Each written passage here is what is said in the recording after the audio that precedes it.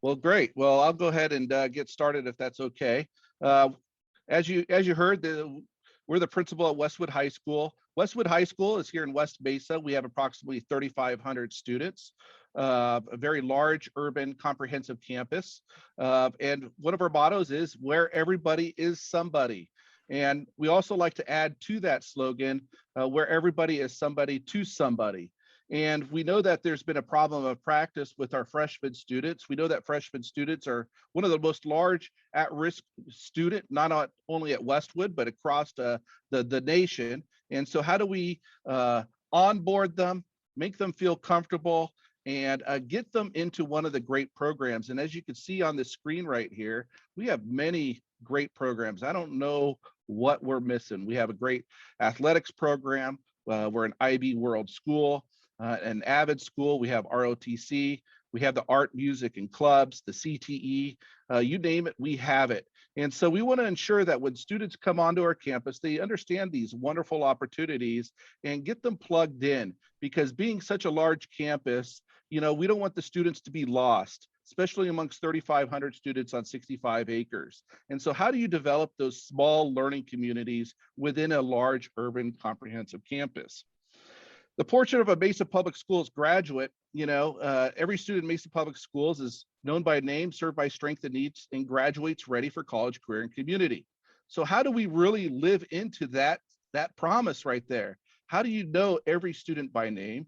How do you serve them by strength and need in such a large campus at 3,500 with a freshman population of around 1,000?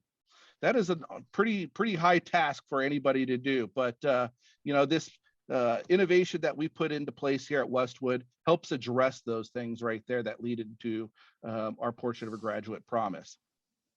As we all know, our old system is based upon the rows. It's very difficult to meet the needs of our learners. What does education still look like? It's still the rows that are out there. I know Dean Basile and Dr. Forlis in their keynote yesterday was talking about this.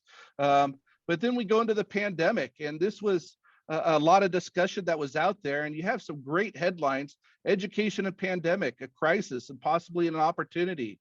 As school districts move from recovery, what will they be recovering from? The next wave of state innovation, reimagining learning in response to COVID-19. For a better future for children and young people, we need to innovate.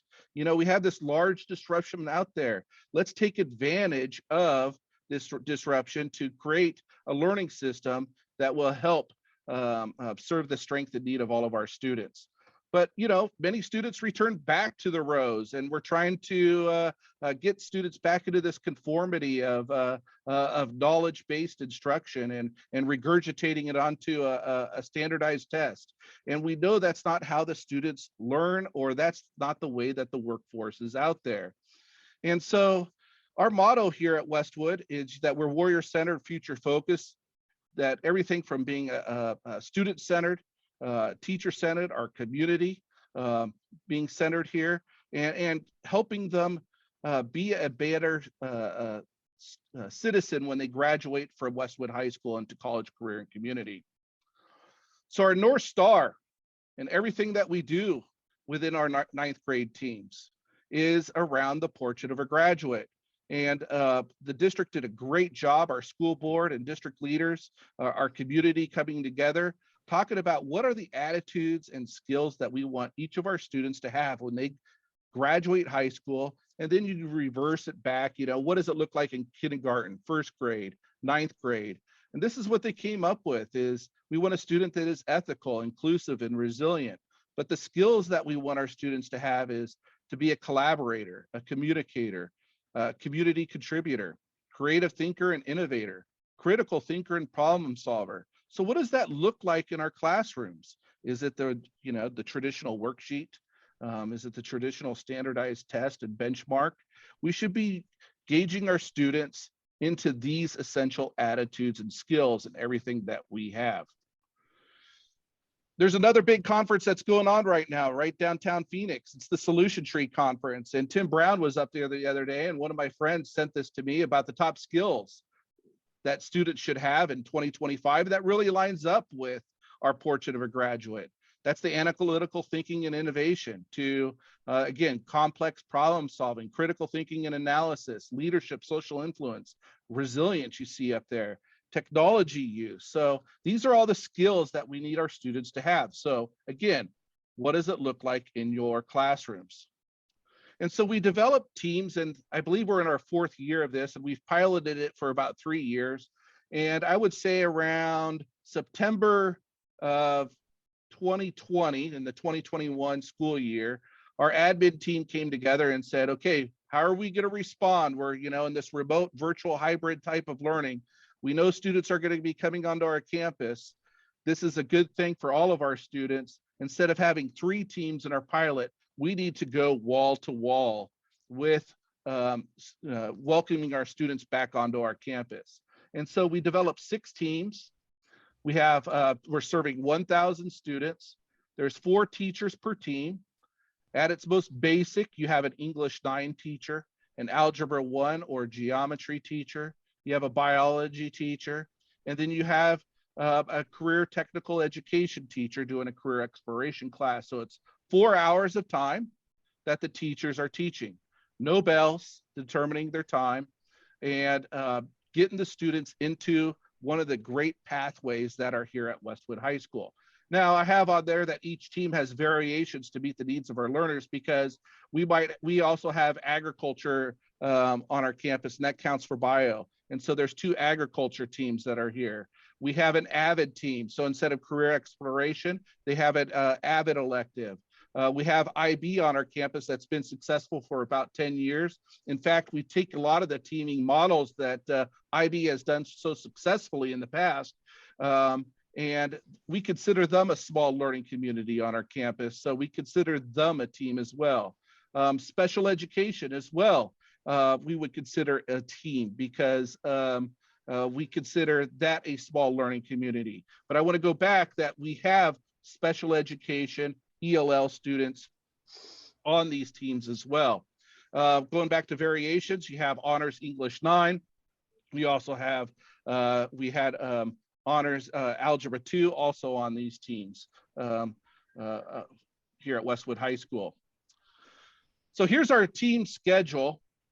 We talked to the teachers, and they really love the fact that they have 4 hours of uninterrupted time. And so you have morning teams and afternoon teams here at Westwood High School, about 3 teams in the morning and 3 teams in the afternoon.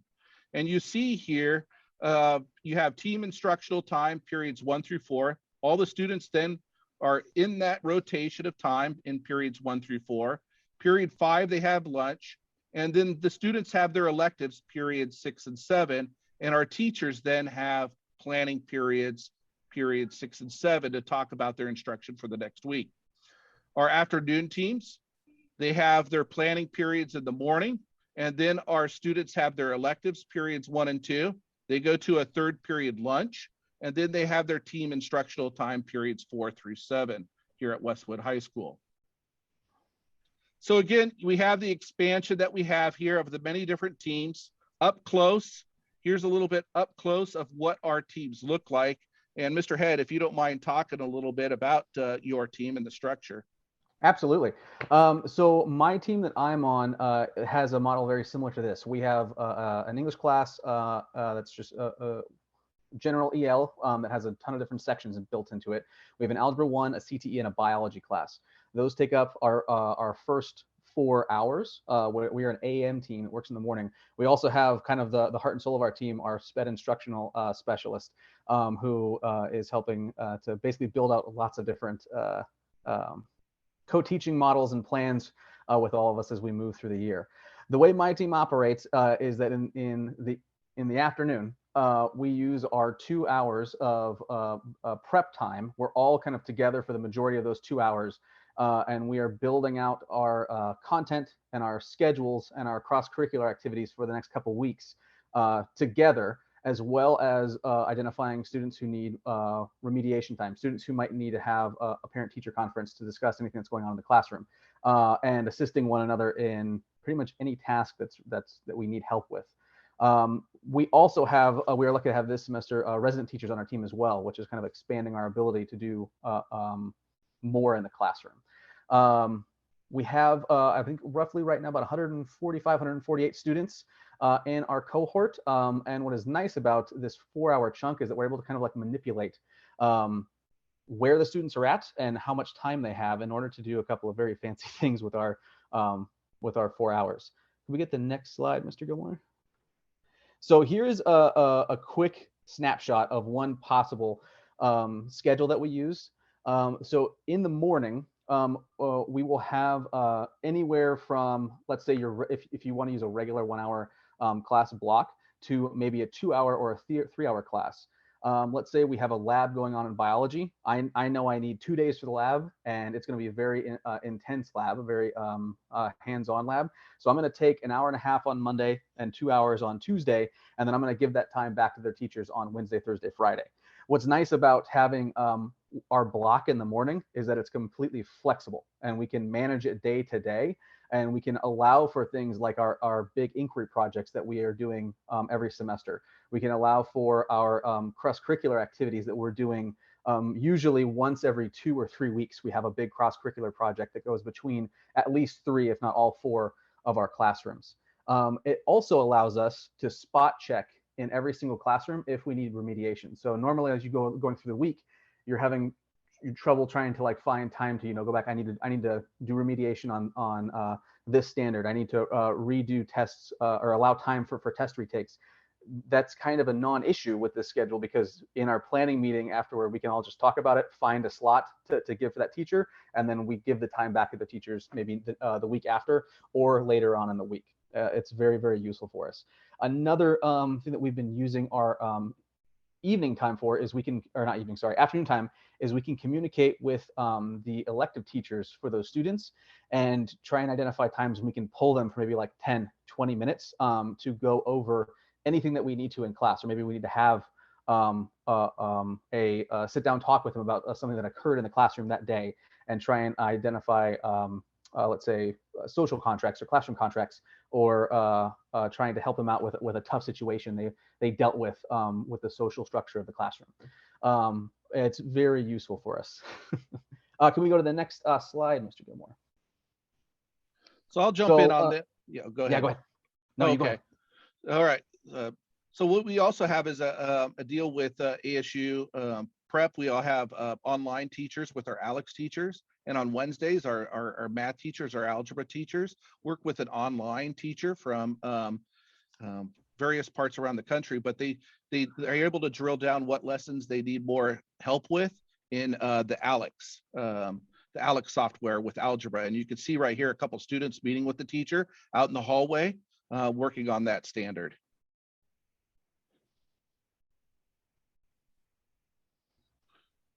So we have these 4 separate kind of, I don't know if you would call them pillars, but they're kind of core ideas that we bring into our day-to-day instruction.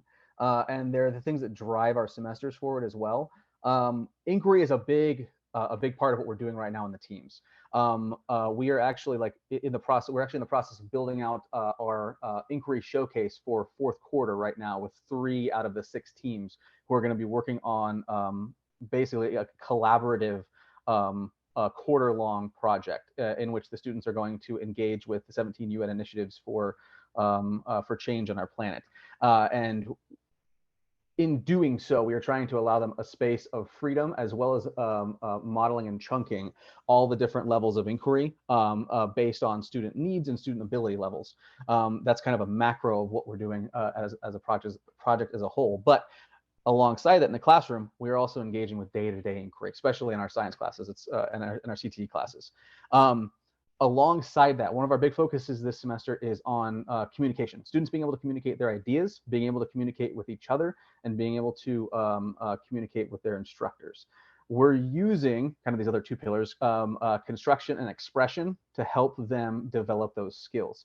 And we have a couple of examples that we want to show you that kind of will model some of these aspects. So these are some tweets from my team specifically of some work that's been done in the last month.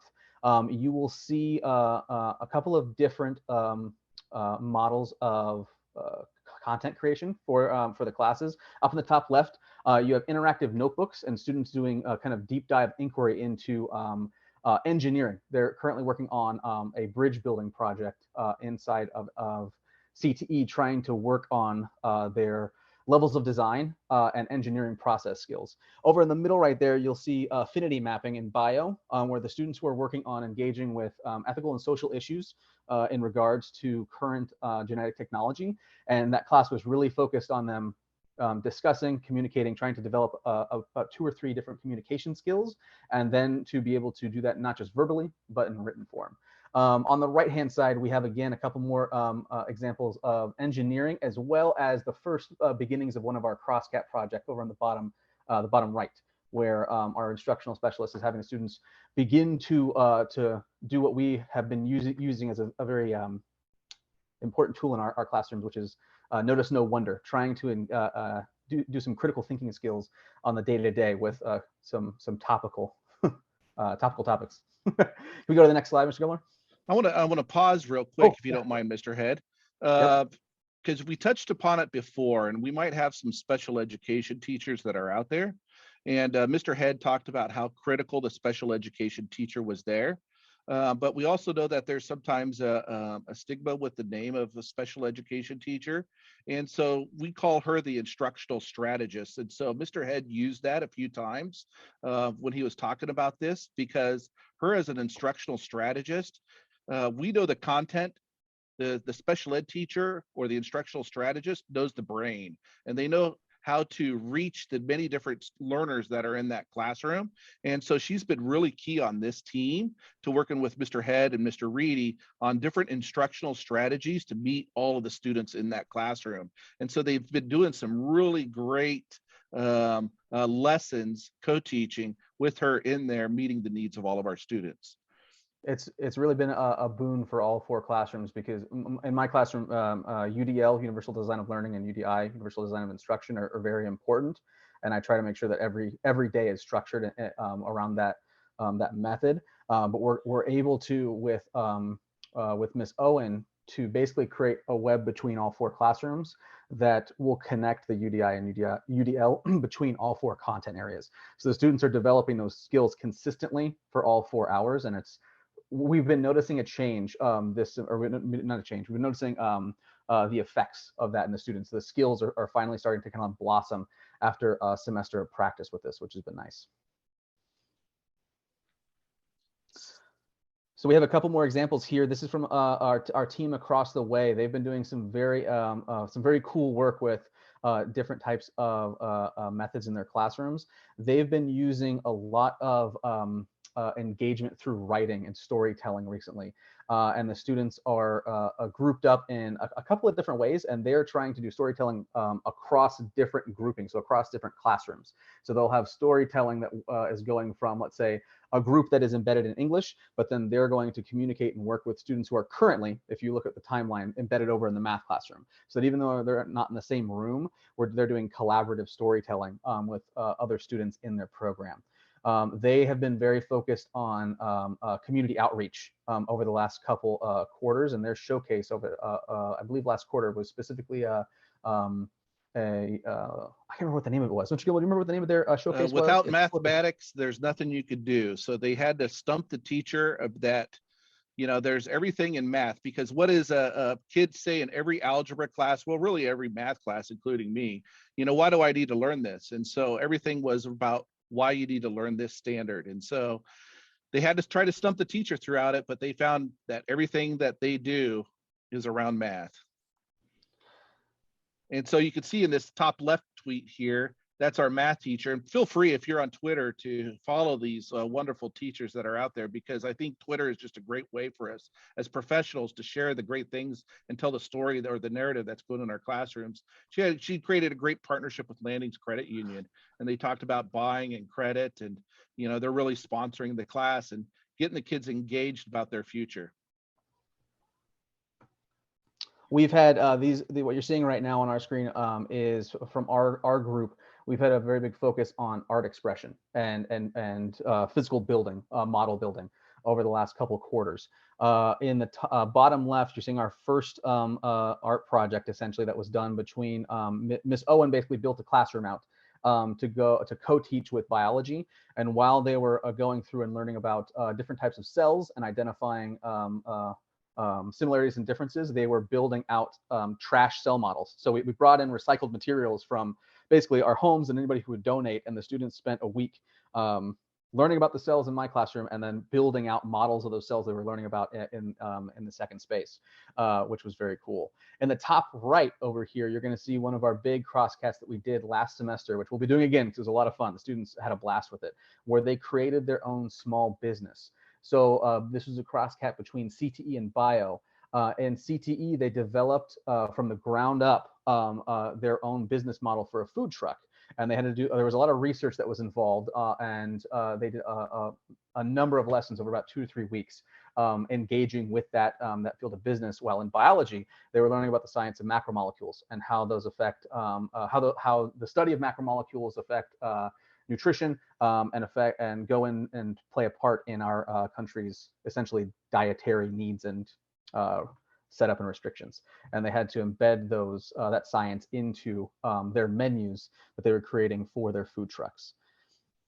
And I think the next part is my favorite part. Yeah. So this is the showcase. So every semester, our academy teams do a showcase project. Last semester, everybody did their own. It was unique for every team. And you can see all the different names here. We have Shark Tank It, which was my team. Without mathematics, there's nothing you can do, which that one was very cool. They took over the entire auditorium, and they had parents coming in looking at this basically a quarter-long research project their students had done about a topic of interest.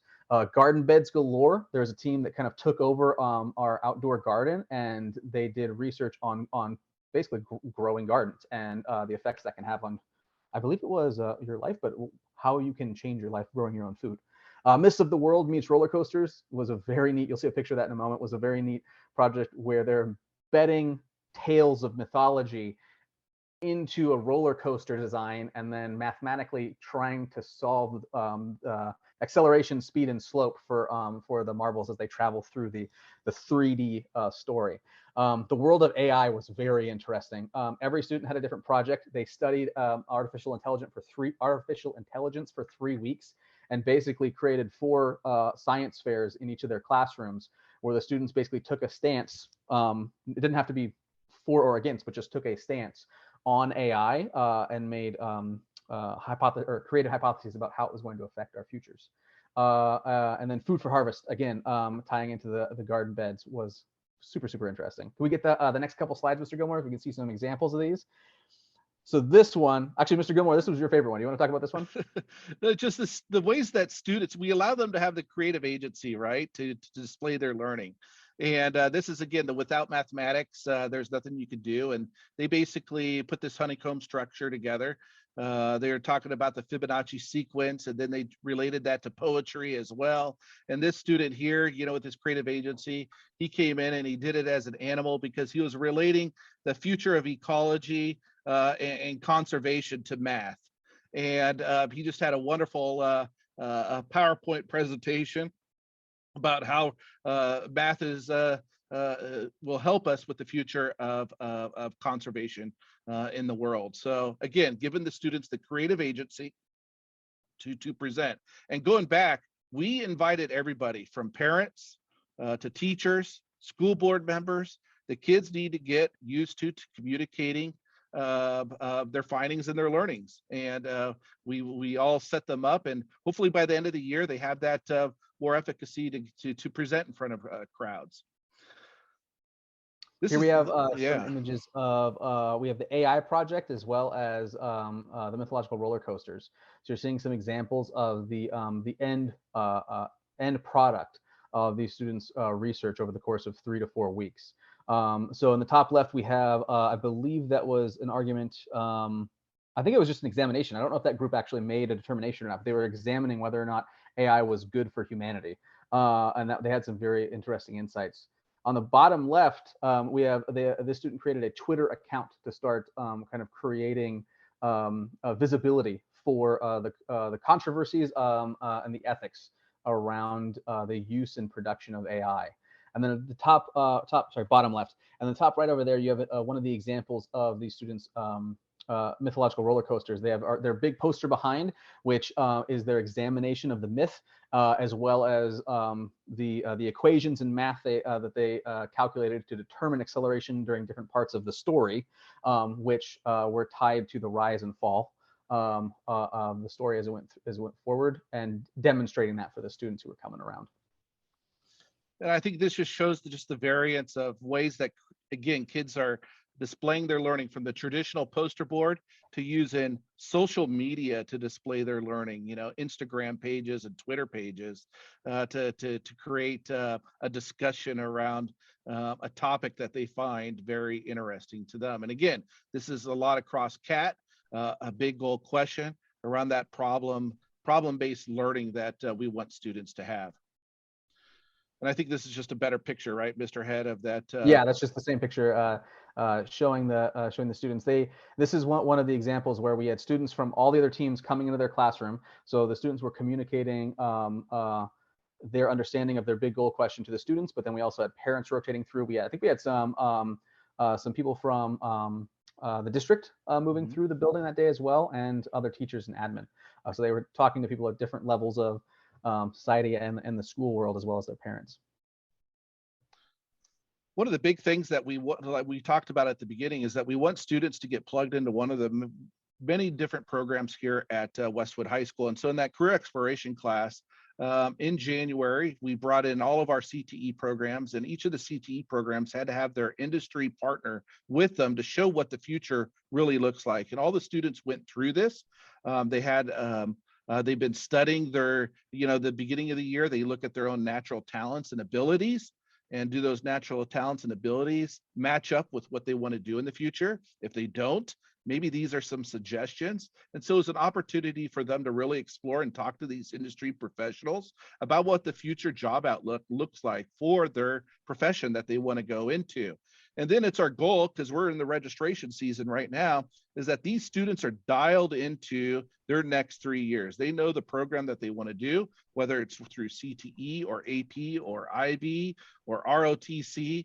They are signing up with confidence that they want to be in this program. Will kids change their mind? Of course they will. But what was our problem of practice at the beginning? Students didn't know what they wanted to do or what they were entering when they came onto the high school.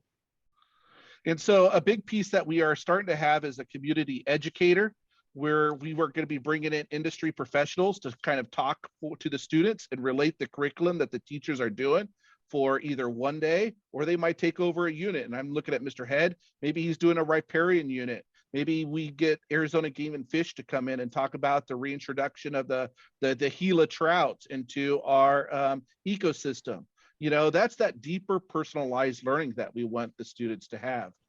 And I know we're short on time, but this just all leads to that promise that we have in Mesa Public Schools, the portrait of a graduate, that every student in Mesa Public Schools is known by name, served by strengths and needs, and graduates ready for college, career, and community. And I think this is just an example of how we are living up to that mission. So thank you guys all very much. I know there's probably a lot of questions out there. There's always the devil's in the details. It's not the most perfect system, but we had to do something, and we're open to questions. We'll try to answer them for you. Always reach out to us, because we love just keeping this dialogue going on. Thank you so much, Chris and Kaylin. This is amazing. I think the comments there, we have a comment from, and it was, here. Tracy said, this is the type of school I want to teach in. I'm excited just hearing your stories. And yes, Connie also said, love this. I know Montessori comes to mind. Connie also says that. So if you have any questions, please post them on the chat or just raise your hand. Okay, here we have two. Joanne and Tracy have questions. Okay, I'll go ahead. So first thing, thank you, Mr. Gilmore and Mr. Head, for sharing. It's so exciting. I would love to come see a showcase at some point. I'm down in Tucson, so I don't know where those are, but where they're posted, because I would love to come see and celebrate your student work and your teacher work. My question is, in the planning time with the teams, is there a structure that the teams use to plan co-planned together? Is there special training that has happened? Is it kind of team by team? So how does that time look? So our team's actually been developing our own structure. Right now it's team by team. One of the most important things that we have discovered over the last year in doing this is for everything to work properly, it's really about the team. It's about the people you have on the team. It's about the teachers. That's kind of one of the most important things. If you have people who believe in this type of education, who are passionate about their students and who want to see them succeed in a way that's going to better themselves for the future, everything else becomes a little bit easier. What we do in my team, what most teams do, is when we come together for our 2-hour block of time, we have the understanding, number one, you have to get your class prep done. So it can't be that, if you have something that needs to get done, we need to block that out in that day to day or that week to week, so you have time to get your classes prepared. Number two, most of us use the first hour of that time officially for our team prep. So when we're coming together, we're all in the same room, usually for the entire 2 hours, and we go day by day, looking at each classroom. What are you doing on these days? How can we assist? What are the connections? How can we create crosscat for this? Our team has a shared Google Drive folder, and we have a number of spreadsheets that are linked together where we have basically planned out for the next usually month or 2 months, showing what are our content standards that we're going to be hitting day to day. Like, what are you going to be looking at? We might not have it all built out, right? But then we look in the next week or two, okay, what connections can we draw between these two things that or these 4 things that we're going to be doing? And then we plan out a lesson together. What that does also is that it cuts out the time you need for your second hour to build out your lessons, because you're already doing that together as a team. So if it's done properly, it cuts down your prep time and what would be your second hour of personal preparation time. You also have 4 people who are assisting, or 3 other people who are assisting you at once. So it makes it go by quicker. We do not currently have like an official, like, this is what you have to do. But every team has been developing their own methods and models. Thank you so much, Caitlin. I think Mhm. Tracy, you had a question. Yeah, Joanne, you had a similar question to what I had too. So I was just wondering about, I mean, you have to have a pretty high functioning team to make this work. And, what are some of the things that you have done outside of the planning to bring that team together, and how is that ongoing growth and collaboration supported? So I'll jump in real quick, yeah. if you don't mind, Mr. Head. Because Absolutely. I know Mr. Head's done this he's had a couple different teams. And when we decided to go wall to wall, we allowed, this was, I think, a big piece to creating the teams this year, is we wanted Mr. Head to go out there and recruit other teachers on campus. They know the other teachers that were on campus, and they know their abilities to say, hey, you might like this type of teaching, come check this out. And so they would develop those things. And then they did another thing I know Ms. Harris did that I think was really effective, because we have some teams that never worked before. How do they gel? They did like a speed dating type of a thing one day, a speed dating type of exercise to see who's going to be on the team together. Mr. Head, do you want to add more to that? Yeah, that was actually one of the most useful things we had over this last summer when we were bringing new teachers in. Is basically we had our own. There was a little showcase that was given, like, hey, this is the model. This is what we're doing. This is what's coming up. Each team needs this person, this person, this person, this person, and we want to give you time to talk about your teaching style, how you like to prep, what kind of classes you like to run, what teaching models you've used and you're comfortable with, and which ones you're interested in. And then basically we had one big classroom, or 3 classrooms that were kind of like opened up to one another, and people just literally just did this. Yeah, you explained it pretty well, Mr. Gilmore. Did speed dating. We went around, and the goal was to talk to one, at least one of each of the other classes, right? You want to talk to a couple math teachers, a couple English teachers for me, and a couple CT teachers to try and get a feel.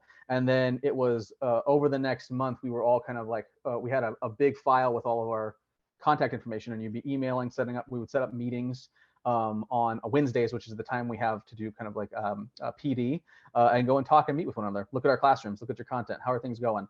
And from there, we all started kind of like putting together, our Avengers teams for the coming school year. That's wonderful strategy. We have a comment here. We have a question from Lillian Campa. I also want to know if you have access to each other grade book. Would you be able to answer that for us? We don't, like, I can't go in and see, I cannot go see the CTE math or English while I'm in my classroom, but we all plan in the same room for those 2 hours. So like we can like, I can literally just go and sit down next to that person and look at the grades. So I can't like, I don't have software access. However, in our team, since we have an embedded SPED instructional specialist, that teacher does have access to all of our grades. So if that teacher is currently co-teaching with me on, let's say, a Monday, and we're trying to figure out, we're doing maybe like a grade spot check for like 5 or 10 minutes, that teacher can like be posted up somewhere, can pull up their grades in the different classes, and they can go and talk with her. We have, in my class, we have the first 10 minutes of our first hour is designated for grade checks, for SEL development, and for a couple of those other skills that we had identified, the future skills that we identified that we use that for. But yeah. And I want to just to add to that is that we're using kind of an old system in Synergy. It's not built up for these types of things, you know, Yeah. because just because they might be on Mr. Head's first hour attendance, he might not be seeing them for third hour. So attendance is a little bit different.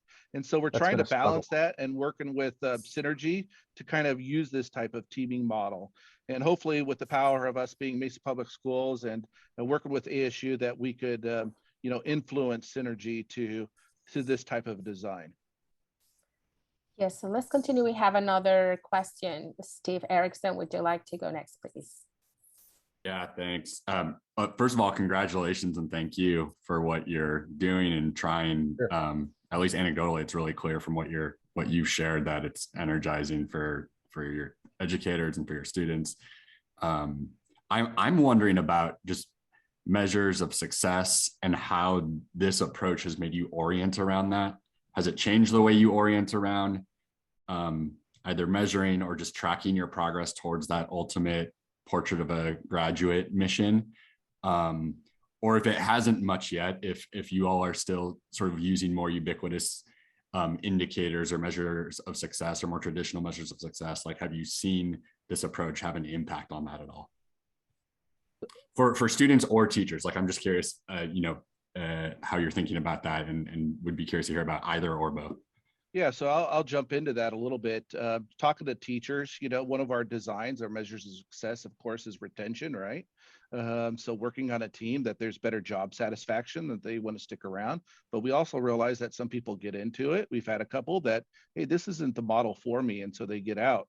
For our portrait of a graduate, our district is putting together KPIs like a Likert scale of against all the essential attitudes and skills.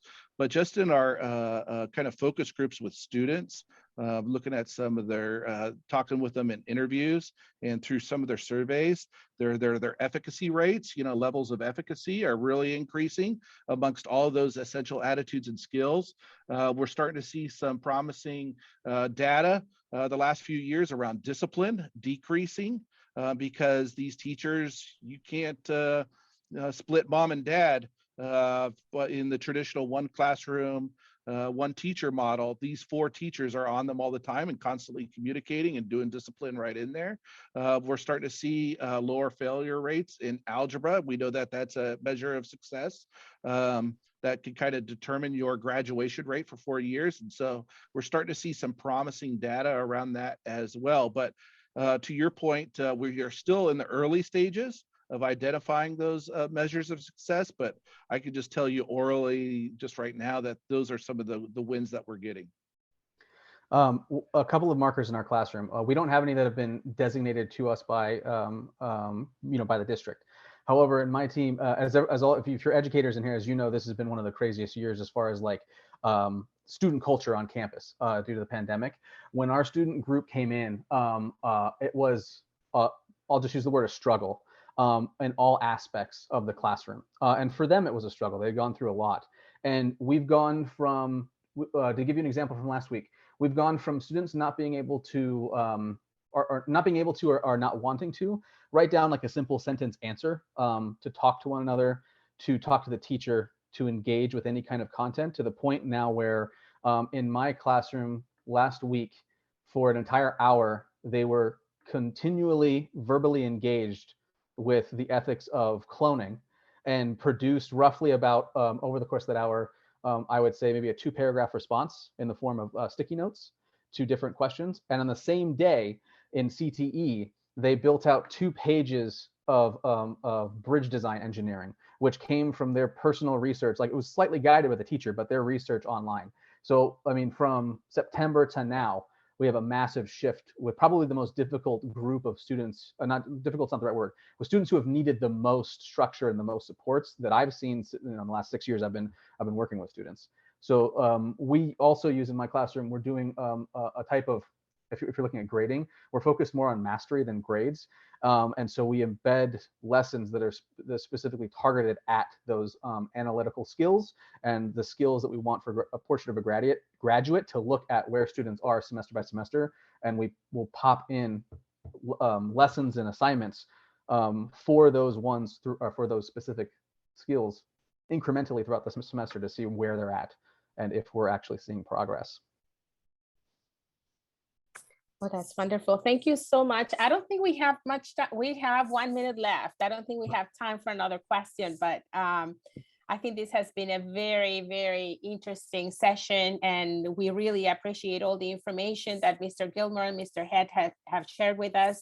And thank you, Westwood High School and Mesa Public Schools, for trying and using this teaming new strategies to help our students just become the best they can be. So if anybody has any questions, you're welcome to just email them directly, right? Mr. Gilmore and Mr. Head. So thank you for attending this session.